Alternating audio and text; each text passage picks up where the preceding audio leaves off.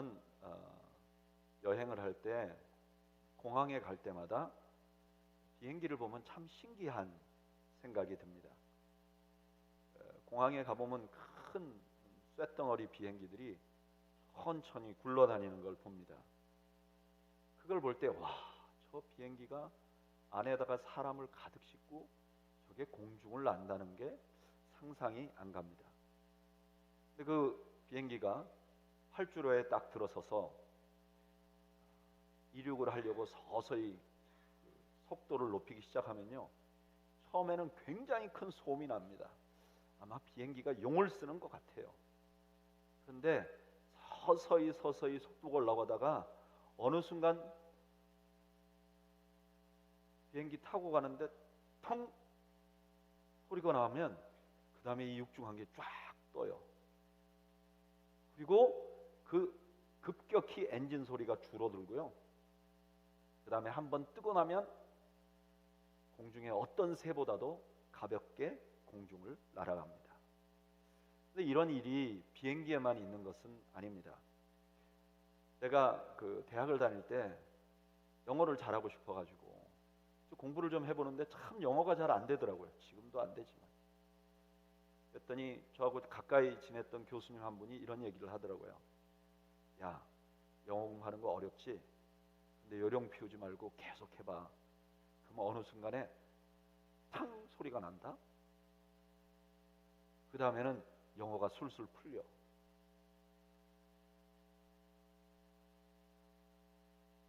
어째 공감하는 표정이 네. 사업가들도 이런 얘기를 가끔 하더라고요. 사업을 시작해서 어느 순간까지, 어느 궤도까지 오르는데 굉장히 어렵대요. 근데 어느 궤도까지만 탁 오르면 그 다음부터 사업이 어느 한도까지는 굉장히 수월하게 이렇게 성장한다, 이런 얘기를 하더라고요. 제가 공부도 잘 모르고 사업도 잘 모르지만 교회는 잘합니다. 근데 교회도 이런 현상이 있어요. 제가 교회는 전문가잖아요.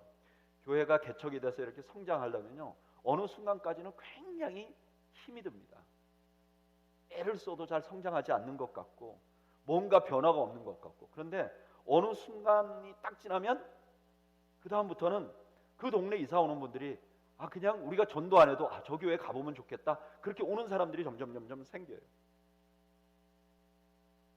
그런데요, 신앙생활에도 이런 순간이 있어요.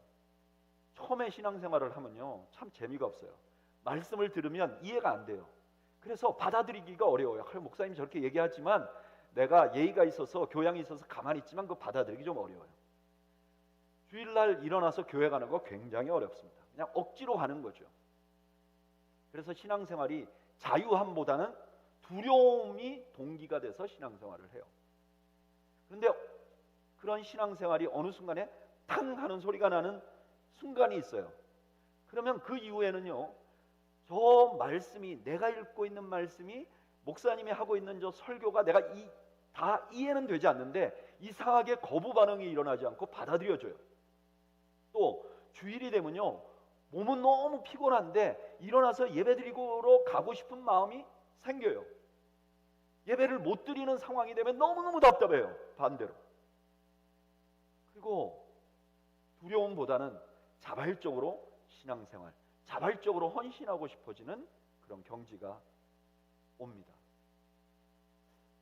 그러면 신앙생활에는 그런 탕 소리가 언제 날까요? 오늘 본문이 그걸 알려줘요. 오늘 본문의 배경은요, 창세기 41장에 보면 그 근동아시아에 엄청난 기근이 듭니다. 그래서 42장에 보면 야곱의 아들들이 곡식을 구하러 이집트로 가요. 왜냐하면 이집트에는 이미 이런 기근이 일어날 걸 알고 상당히 많은 곡식을 비축했다 하는 소식을 들었기 때문이에요.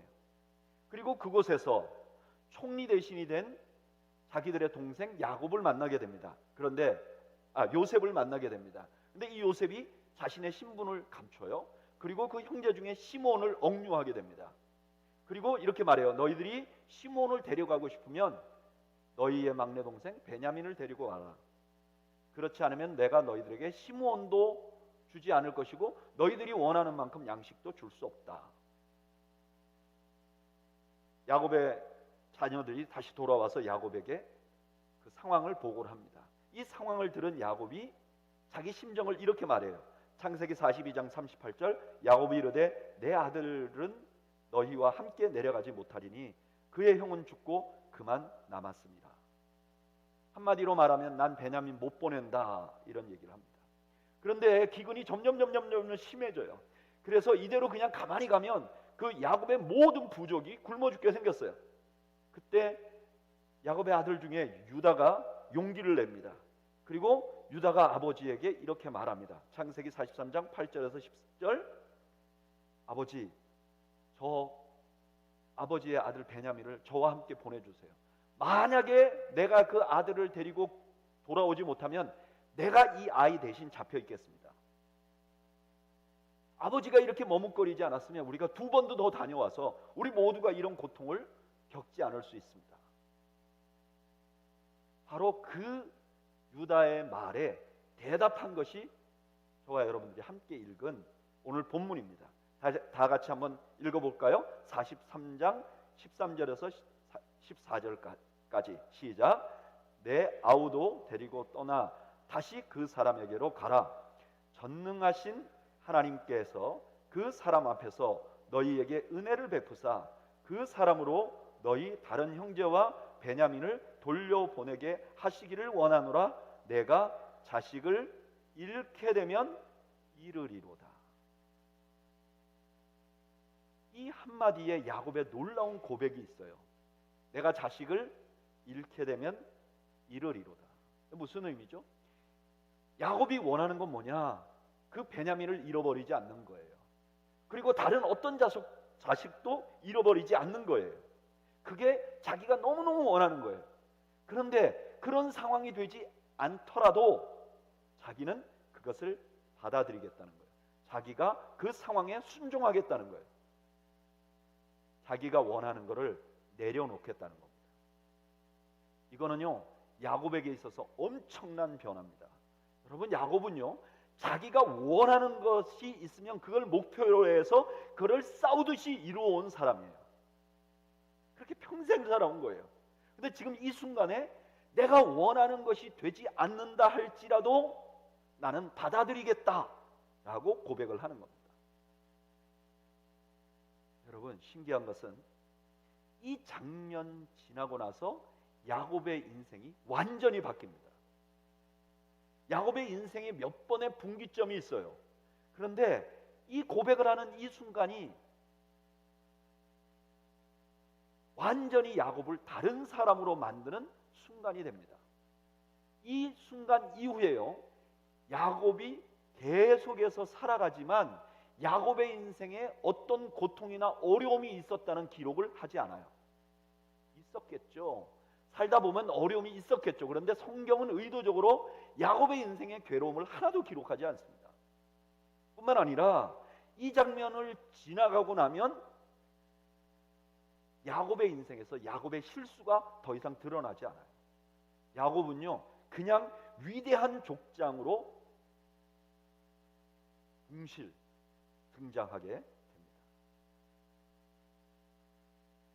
야곱의 인생에서 지금 자신이 원하는 것을 내려놓는 이 포인트가 그의 인생을 완전히 달라지게 하는 거죠. 마치 비행기가 이 땅을 굴러갈 때 굉음을 내면서 고통스럽게 가지만 어느 순간에 붕 뜨면 그 다음에 소리도 작아지고 너무나 자유하게 창공을 날듯이 야곱의 인생이 여기서 자기의 것을 내려놓고 나서 그 다음에 마치 비상하듯이 멋진 인생이 되는 거예요. 여러분, 우리 신앙생활에서 우리 신앙생활의 어떤 수준을 넘어서는 순간은 언제냐? 내가 나를 내려놓는 순간이에요. 내려놓을 줄 아는 것과 내려놓을 줄 모르는 사람의 신앙의 경지는 너무너무 달라요. 그러면 왜 이렇게 내려놓는 것이 삶을 달라지게 하는가? 내려놓을 수 있는 것이 삶을 달라지게 하는가? 왜냐하면은 이 내려놓는 것이요, 우리를 집착으로부터 자유하게 만들어요. 집착이라는 말, 사전적인 의미를 보면 이래요. 어떤 것에 마음이 쏠려서 잊지 못하고 매달림, 집착. 이 집착은요, 우리 인생에 상당히 도움이 되는 성향입니다. 집착이 있어야 인생을 성공할 수 있어요. 이사야서 32장 8절에 이렇게 말합니다. 그러나 고상한 사람은 고상한 계획을 세우며 언제나 고상한 일에만 집착한다. 현대인의 성경으로 이렇게 번역했어요. 무언가를 이루는 사람은 그 이루는 목표에 집착을 한다는 거예요. 그래야 그걸 이룰 수 있다는 거예요. 그런데 이 집착이라는 단어가 성경에 보면 우리를 불행하게 만드는 요소로 등장하기도 합니다. 디모데전서 1장 4절을 현대인의 성경으로 보면 이렇게 말해요. 신화나 끝없는 족보 이야기에 집착하지 못하게 하시오. 그런 것은 무가치한 변론만 일으킬 뿐. 그러니까 우리가 집착을 하되 쓸모없는 것에 집착하면 시간만 낭비하게 된다는 거예요. 이거보다 더 심각한 게 있어요. 이사야서 8장 5절을 현대인의 성경은 이렇게 번역합니다.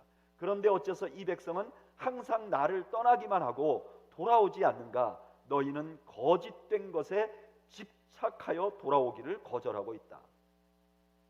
집착이라는 거는요, 때때로 우리 인생을 굉장히 힘들게 만드는 요소가 됩니다.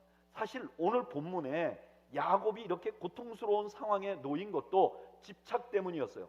창세기 37장 3절 4절에 보면 이렇게 기록합니다. 요셉은 노년에 얻은 아들이므로 이스라엘이 여러 아들들보다 그를 더 사랑하였으므로 그를 위하여 채색옷을 지었더니 그의 형들이 아버지가 형들보다 그를 더 사랑함을 보고 그를 미워하여 그에게 편안하게 말할 수 없었더라. 야곱이 요셉을 너무 사랑했다는 거예요. 그것 때문에 다른 형제들이 요셉을 미워하고 거리를 두기 시작했다는 거예요. 그리고 이것이 야곱의 아들들이 그 동생을 팔아먹게 되는 죄를 짓게 만들고, 그가 그렇게 사랑하던 아들 요셉이 요셉의 인생을 험난한 곳으로 몰아넣어 버렸고, 야곱 자신은요, 자기 아들을 잃어버린 그런 충격을 받아 살고 자신의 자식들이 아주 불화하는 가장이 되는 불행을 겪게 됩니다. 그리고 오늘 우리가 이미 살펴봤지만 42장 38절에 보면 지금 야곱이 베냐민을 보내지 않는 이유도 요셉 때문이에요. 내가 너의 형을 잃어버렸는데 너까지 잃어버릴 수 없다. 요셉에 대한 집착 때문에 지금 베냐민을 못 내어주고 있는 거예요. 여러분, 이처럼 집착은 우리 인생에 여러 가지 문제를 만듭니다.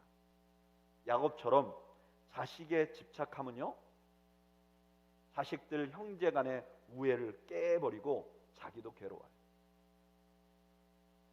제가 저의 세대 말고 저희 아버님 세대를 보면 부모님들이 대부분 그냥 장남에 집착했던 것 같아요. 투자를 전문용어로 몰빵했던 것 같아요. 그 몰빵을 받는 장남은 장남으로서의 무게가 너무너무 힘들어서 괴롭고, 동생들은 혜택을 받지 못한 울분에 차서 형을 미워하고, 물론 일반적이지 않을 수 있지만 적어도 저희 아버님 형제 간에는 이와 같은 일이 일어났어요. 때때로 자식에게 집착하면 그 자식을 망치고 자기도 괴롭게 될 수 있어요. 또는 어떤 종류의 쾌락에 집착하면요, 자기 인생을 망치고 주변에 있는 사람들을 괴롭게 만들 수도 있고요. 돈에 집착하면 가정을 망치고 신앙을 망가뜨릴 수 있어요.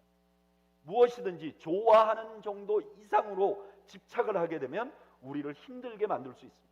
그런데 우리가 내려놓을 수 있으면, 내려놓으면 집착은 동시에 없어져요. 이건 자동이에요.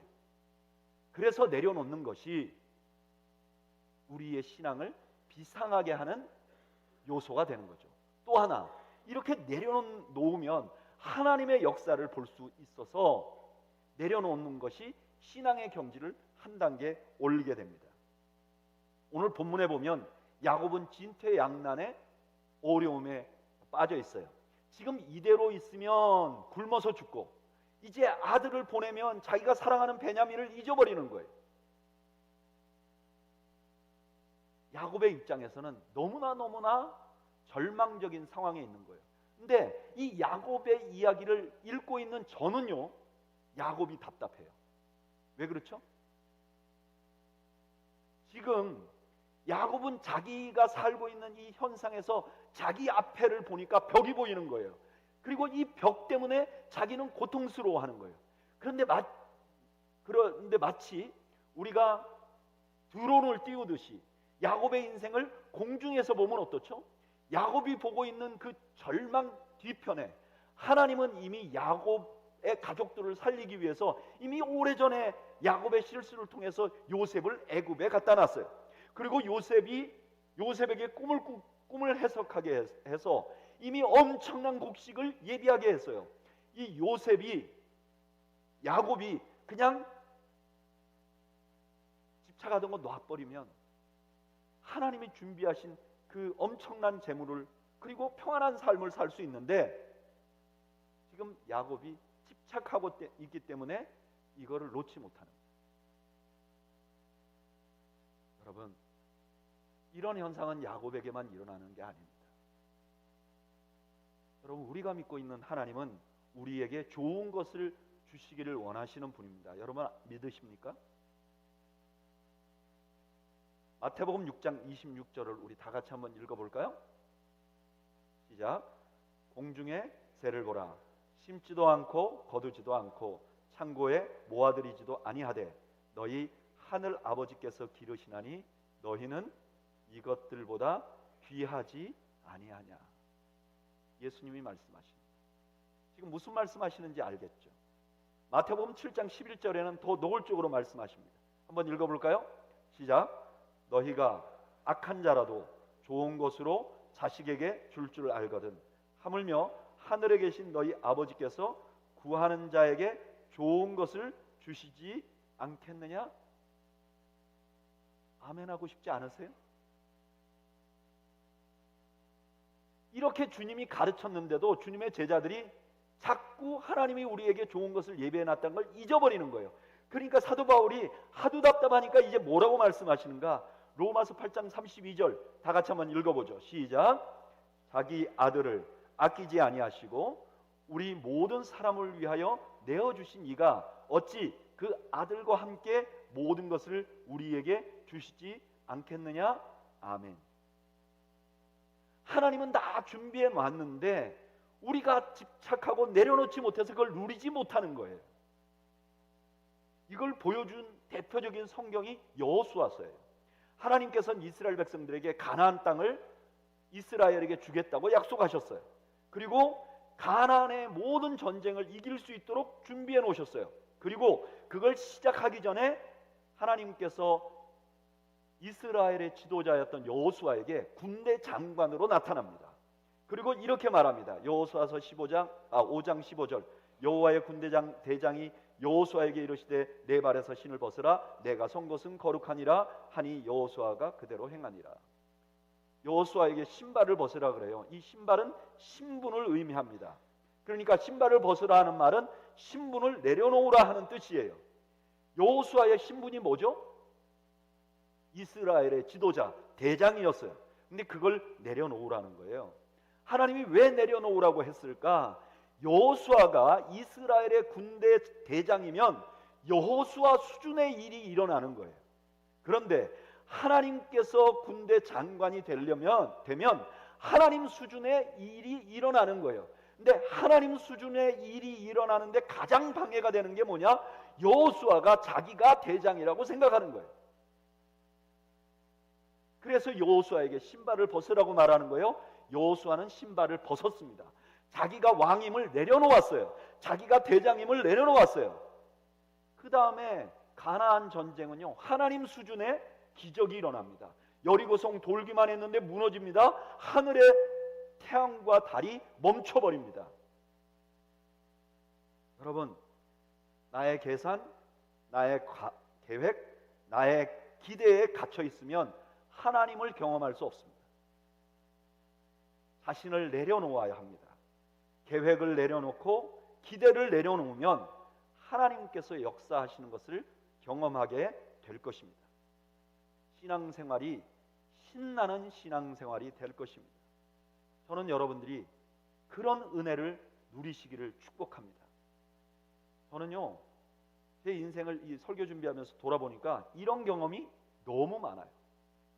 내 계획을 내려놓을 때 하나님 수준의 역사가 일어나는 것을 너무나 많이 경험했습니다.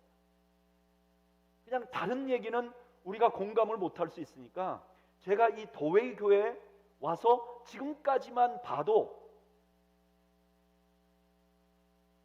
저는 하나님의 역사와 하나님의 은혜를 너무나 확신할 수 있습니다.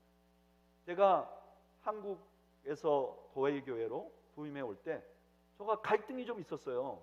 왜냐하면 한국에 이미 10년 동안 살았으니까 좀 익숙한 부분이 있잖아요. 그런데 와보니까 제가 왜 오게 되었는지 알 것 같더라고요. 그리고 하나님께서 이곳에 우리 더웨이 교회에 너무나 많은 은혜를 주셨어요. 아무도 아멘은 안 하지만 여러분, 우리 교회가 부족한 교회예요. 여러 가지 모자란 부분이 있어요. 그런데 우리 교회 정도 교회 찾기 굉장히 어렵습니다. 아멘 하신 분에게 은혜가 있기를 바랍니다. 저도 그렇게 생각해요. 하나님께서 우리 교회 같은 이런 아름다운 교회, 이렇게 좋은 성도들과 함께 신앙생활 하게 하신 거 너무 감사합니다.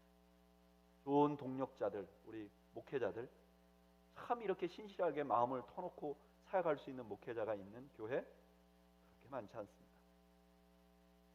장로님들, 또 권사님들, 집사님들, 이렇게 마음 터놓고 가족 같은 교회 그렇게 많지 않습니다. 여러분, 내가 생각하는 틀을 깨고 내려놓으면 그때서야 하나님의 역사를 경험할 수 있는 것입니다. 내가 가지고 있는 틀을 깨지 않았으면 저는 지금의 은혜를 누리지 못했을 것입니다. 저는 여러분들이 여러분들 것을 내려놓고 하나님의 능력을 경험하는 은혜가 있기를 축복합니다. 또한 내려놓아야 신앙이 성숙해집니다. 오늘 본문에 보면 야곱은 자식을 내려놓는 결단을 합니다. 이거는 어떻게 보면 살고 싶어서 한 거예요. 살아야 되니까 하는 거예요. 어쩔 수 없이 한 거예요. 그런데 야곱은 이 결단을 통해서 생각지 않았던 부수적인 은혜를 나누게 됩니다. 여러분 아세요? 우리 하나님은요, 내려놓으신 하나님이세요. 우리 하나님은 우리를 구원하기 위하여 자기의 독생하신 아들을 내려놓으셨어요. 우리 주님은요, 내려놓으신 주님이세요. 빌립보서 2장 7절, 오히려 자기를 비워 종의 형체를 가지사. 우리 예수님은 자기를 비워버리신 예수님이에요.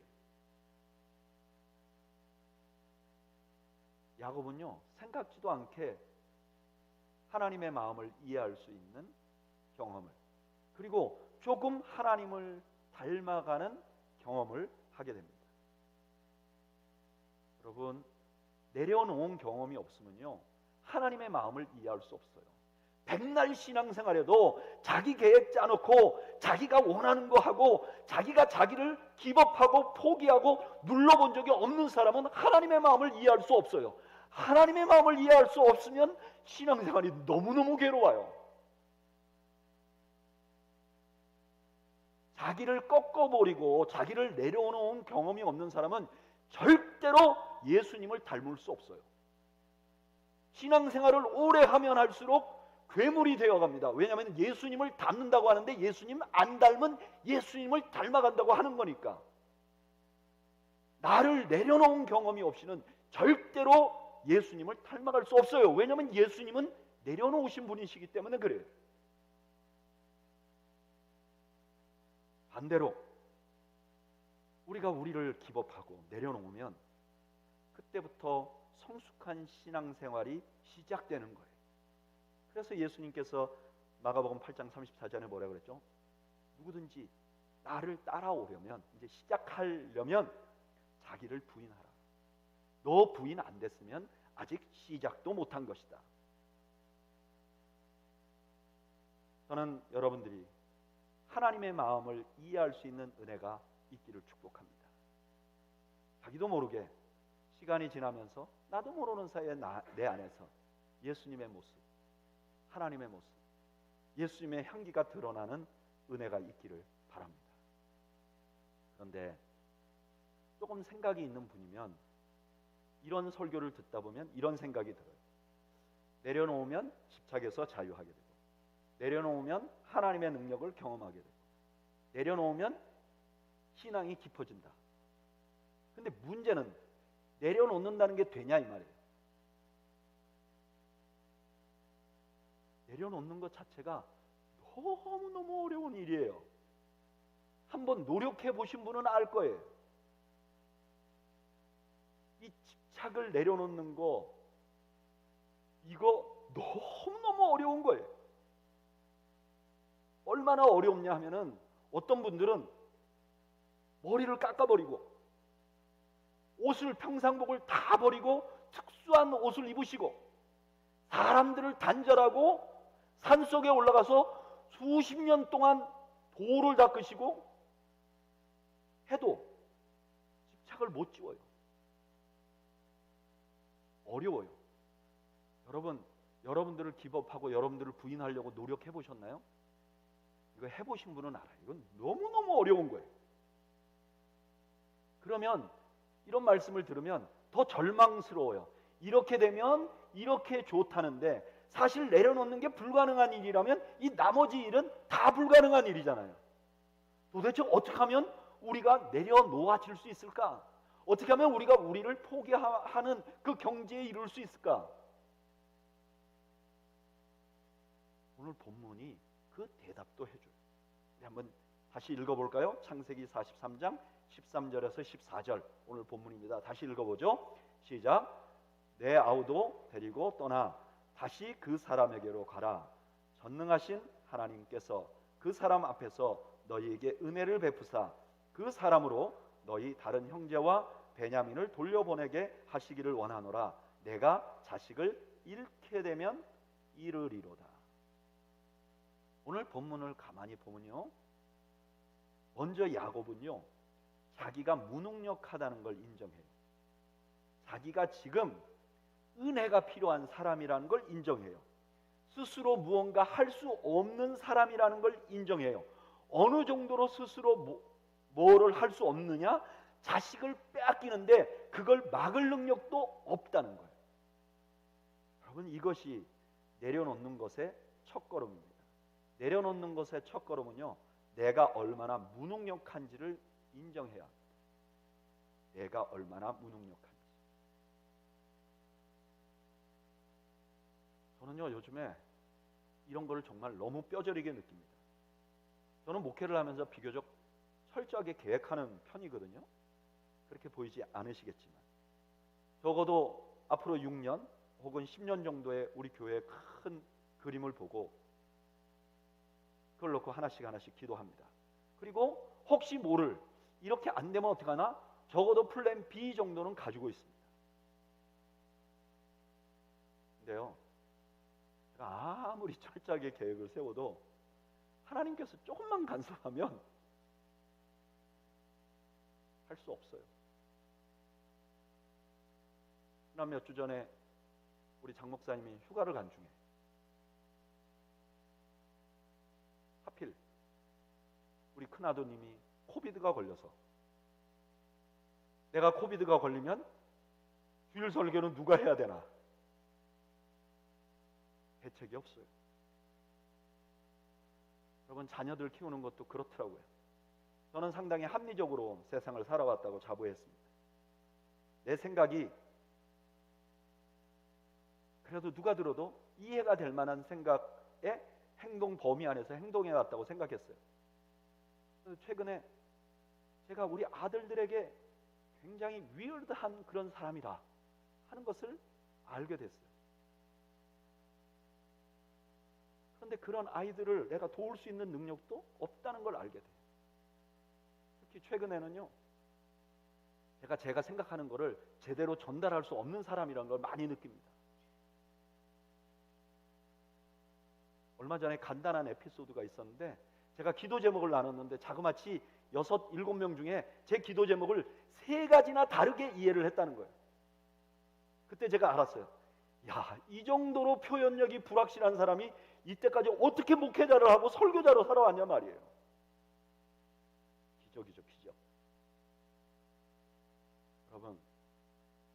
여러분들을 돌아보면서 내가 얼마나 부족한지를 발견하세요.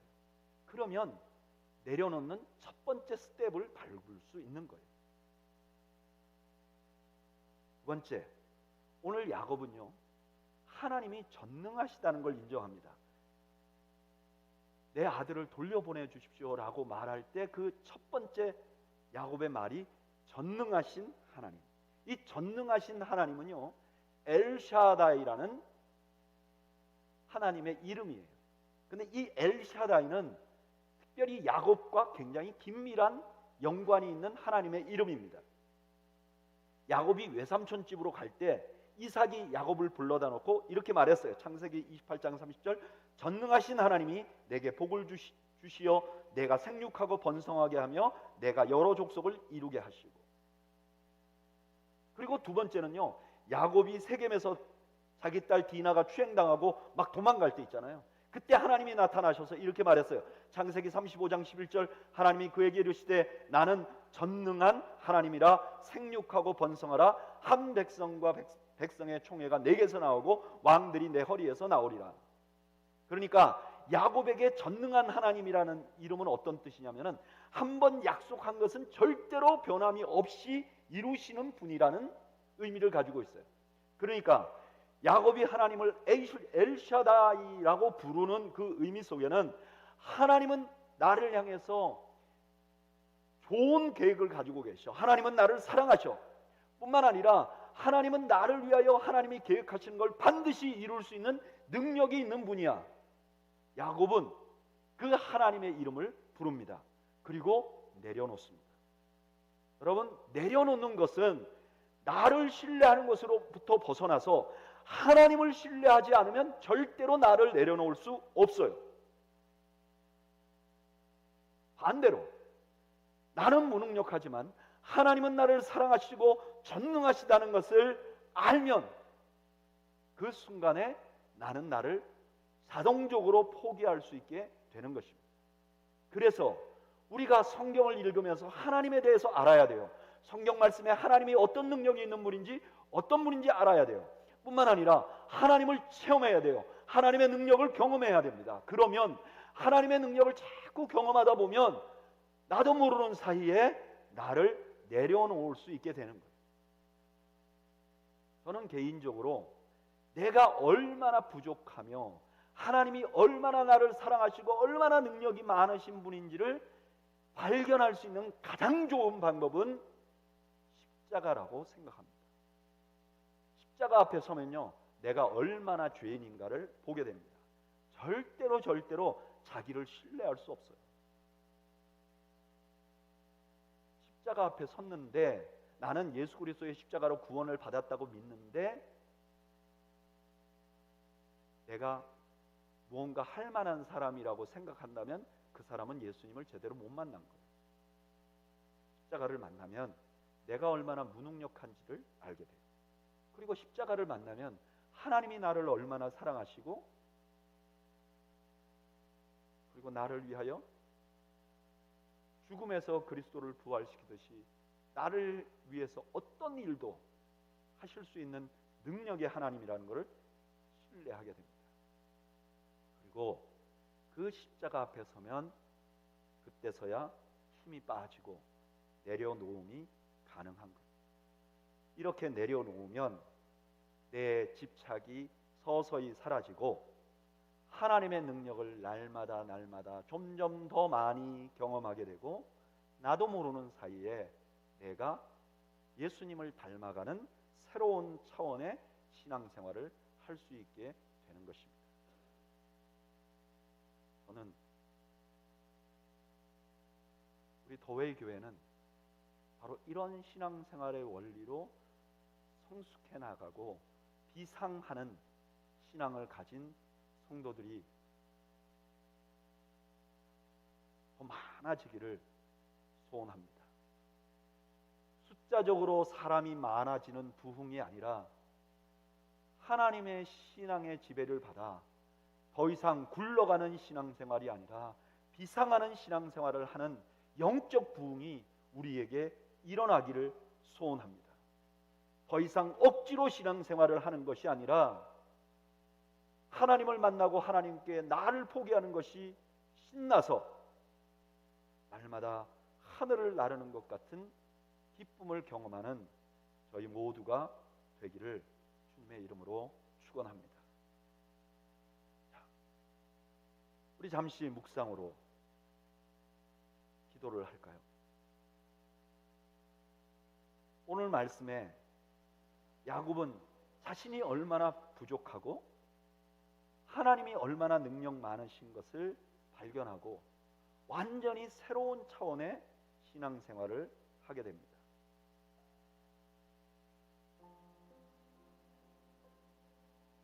저는 하나님께서 바로 우리가 그런 은혜를 누리게 하기 위하여 십자가의 도를 우리에게 알려주셨다고 믿습니다. 우리 잠시 눈을 감고 내가 얼마나 부족한지,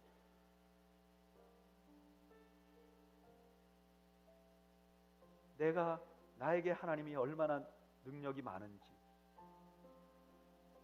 우리가 묵상하기를 원합니다.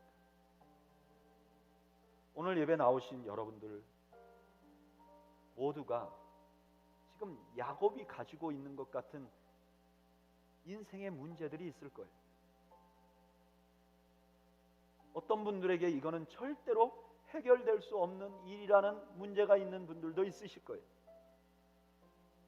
어떤 분들에게는 지금 당장의 이 어려움이 너무 가슴 확 막혀서 숨도 쉴 수 없을 것만큼 괴로운 분들도 있을 거예요. 그 문제를 해결하기 위하여 나는 무엇을 할 수 있는가 한번 돌아보죠. 그리고 주님 앞에 나는 이거를 해결할 수 있는 능력이 없습니다. 주님, 고백하죠. 그리고 주님은 그 아들을 나에게 보내주신 만큼 나를 위하여 십자가에 달 만큼 나를 사랑한다고 하지 않았습니까? 주님은 죽은 자도 살리시고 부활시키시는 능력이 있다고 말씀하지 않았습니까? 주님, 나의 이 문제에 개입하시고 역사해 주십시오. 그리고 주님, 내가 그 주님을 신뢰하기 때문에 이 문제를 내려놓음의 은혜를 누리게 해 주십시오. 우리 이 시간 잠시 우리 각자의 지고 가는 인생의 문제를 놓고 한번 묵상하기를 원합니다. 우리 함께 묵상으로 기도하겠습니다.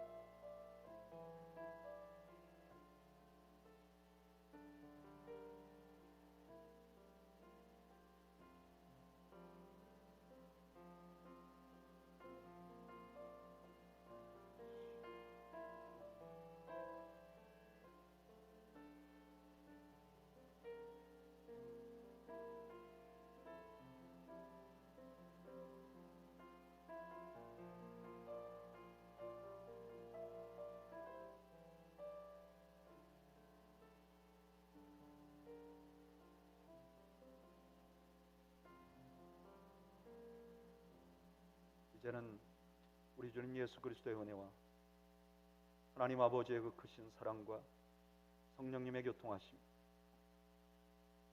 나의 부족을 알고 주님의 능력을 믿고 나를 내려놓아 지사하는 신앙생활을 하기를 원하는 주의 백성들 머리머리 위와 이들의 가정과 이들의 생업 위에 지금으로부터 영원 무궁토록 함께 있을지어다. 아멘.